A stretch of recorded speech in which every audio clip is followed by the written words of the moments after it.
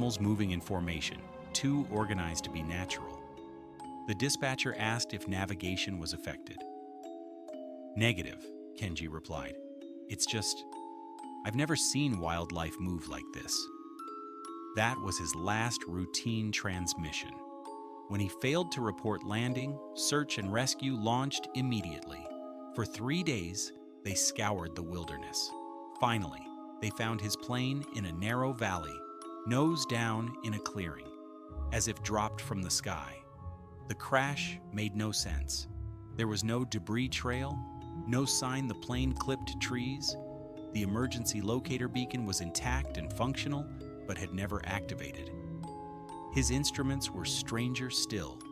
The GPS logged a position 47 miles north of the wreck.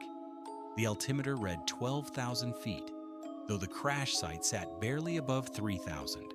The fuel gauges claimed the tanks were full, even though half the trip's fuel should have burned away.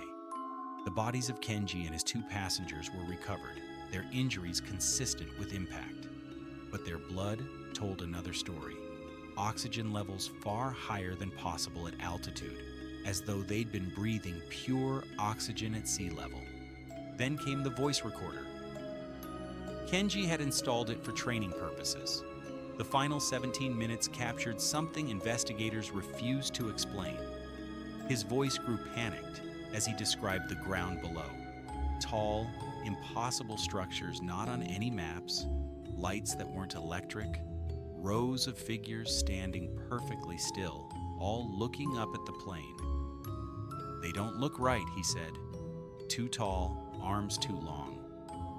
This isn't a human settlement." He tried to pull away, but the controls resisted.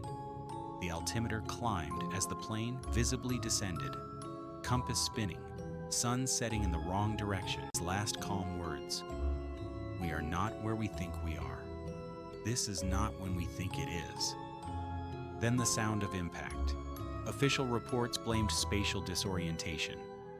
But local pilots now avoid that valley, calling it the confusion zone, a place where instruments lie, directions dissolve, and planes vanish into skies that shouldn't exist.